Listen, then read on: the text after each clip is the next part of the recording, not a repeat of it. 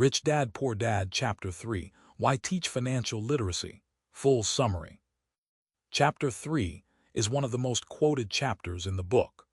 Robert Kiyosaki argues that the primary reason most people struggle financially is not because they earn too little money, but because they lack basic financial literacy.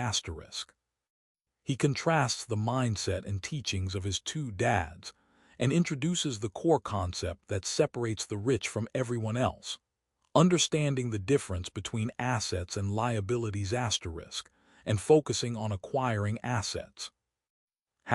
Key lessons and ideas. 1. Rule 1. The rich don't work for money, money works for them. Most people, including Poor Dad, work hard for money their entire lives. The rich make their money work for them through investments and passive income.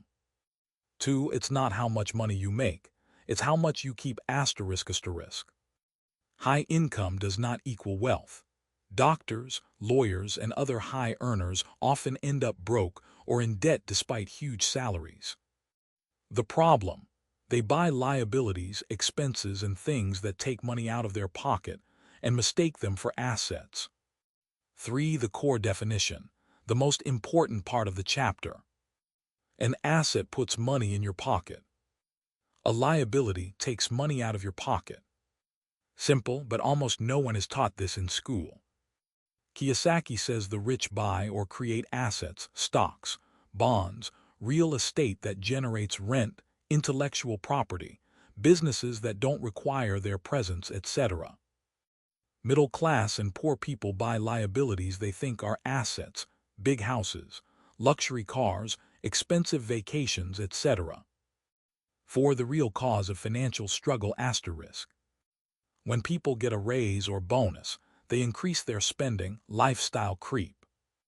They fall into the trap of higher income, higher taxes, higher expenses, bigger house, nicer car, etc. Result: they are still living paycheck to paycheck, just at a higher level. 5. The cash flow pattern of poor, middle class, and rich. Kiyosaki introduces the famous simple diagrams. Poor person income expenses, all earned income is immediately spent. Middle class income expenses plus liabilities, salary pays for big mortgage, car loans, credit card debt, etc.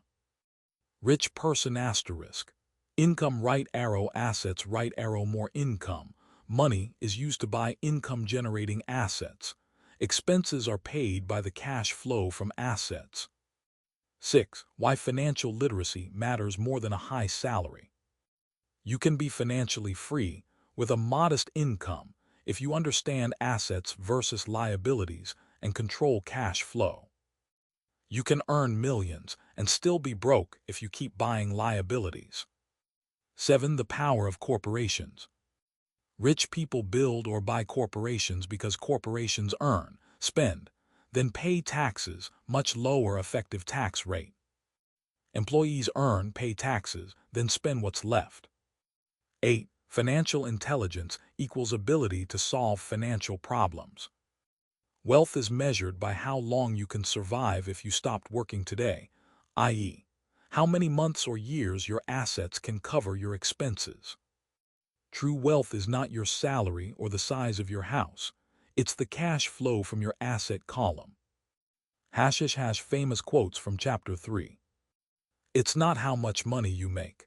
It's how much money you keep, how hard it works for you, and how many generations you keep it for. Rich people acquire assets.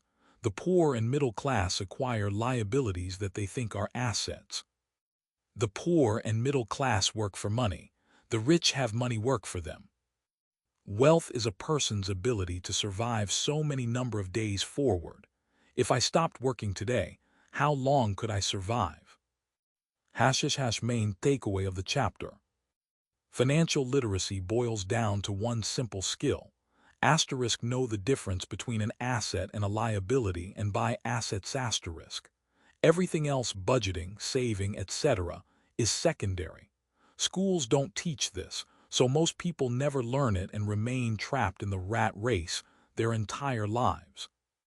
This chapter sets up the rest of the book's lessons: real estate, stocks, building businesses, taxes, etc., by giving readers the foundational mindset shift required to become wealthy.